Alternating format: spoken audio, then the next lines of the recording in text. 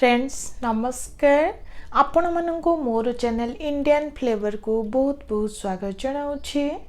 Friends आज मुझे अति सुआदिया चाउल पोड़पिठार रेसिपी देखंतु। यही पोड़पिठा को देखा जमीती खाइबापाई मध्य बहुत सुआदिया अति सहजरे प्रस्तुत करंतु। पिलांको ठारू बड़ जाए समस्त को पसंद आसीबो। जदि भल लगे गोटे लाइक करदेवे, नुआ थिले चैनल टी को सब्सक्राइब करने को भूलिबे नहीं। तो चलतु रेसिपी टी को स्टार्ट करिबा। फ्रेंड्स एठी देखंतु गोटे ग्लास को नहीं माप हिसाब से एठी मु गोटे ग्लास हेबो अरुआ चाउल को नहीं प्राय 5 ରୁ 6 घंटा हम बतुरी नहीं थिले। एबे भल भाबरे पानी को छाणी गोटे ब्लेंडर को काढ़ी नबा।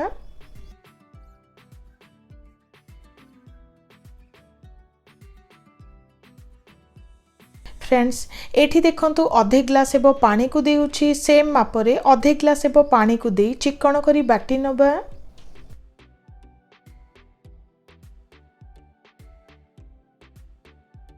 देखंतु बाटी नेछि चाउल बेटरटी आमर रेडी ही गला। फ्रेंड्स एठी देखंतु किछि कंधमूल को सिजाई नेछि पिठारे देबा द्वारा बहुत सुंदर टेस्ट आसीबो।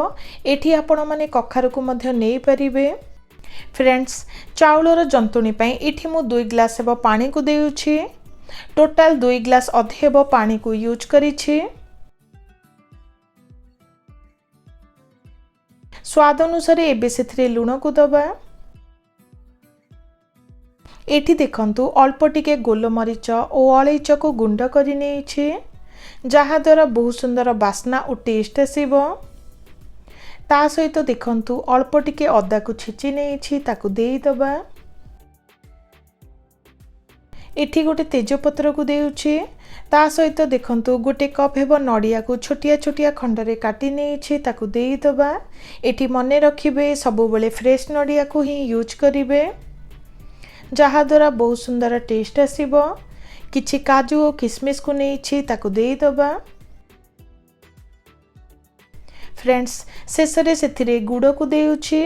स्वाद अनुसार एठी मु गोटे कप हेबो गुड़ को नेछि। एठी आपण माने चीनी को मध्य देई परिबे। गुड़ द्वारा पोड़ो पिठारे बहुत सुंदर टेस्ट आसीबो। एबे भल भाबरे सब को मिसाई नबा।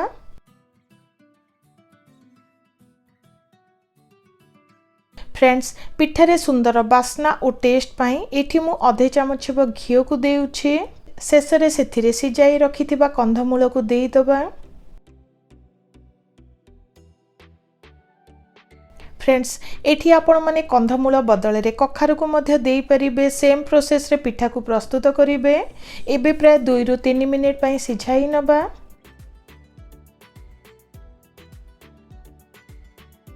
देखंतु 2 ରୁ 3 मिनिट पई सिझाई नेली पानी फुटिबा को स्टार्ट कलानी। एबे सेथिरे पिठो को देई दबा। गोटे हाथ रे पिठो को देई आरो हाथ रे एही परी कंटीन्यूअसली चलाई नबा। फ्रेंड्स टिके बहलिया हेला जाए एही परी लो रु मीडियम हीट रे चलाई नबा।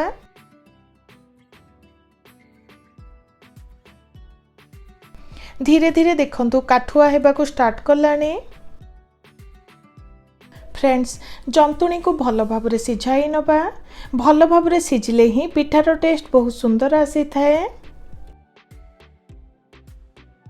किछि समय परे देखंतु जंतुणी हमर रेडी ही गला। एबे हीट को ऑफ करि दबा। एठी गोटे कड़ाई को नेछि। कड़ाई रे किछि शाल पत्र को रखिछि जहा द्वारा अति सहज रे पिठा हमर बाहरे जिवो। ऊपरे किछि घियो को एही परी लगाई नबा।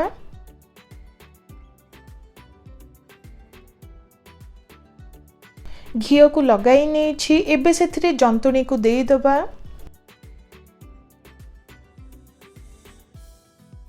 फ्रेंड्स जंतुणी को देला परे हाथ रे एही परी भल भाबरे प्रेस करि नबा।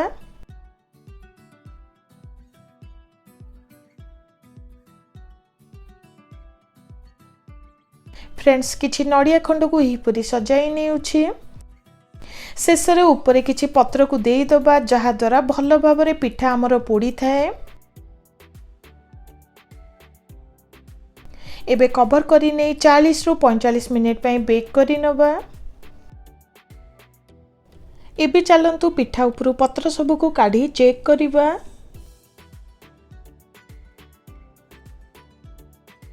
फ्रेंड्स प्राय 45 रु 50 मिनिट लगी देखंतु पिठा आमर भल भाव सिझी जाइछि। फ्रेंड्स देखंतु वर्तमान आमर पोड़ पिठाटी रेडी हो गला।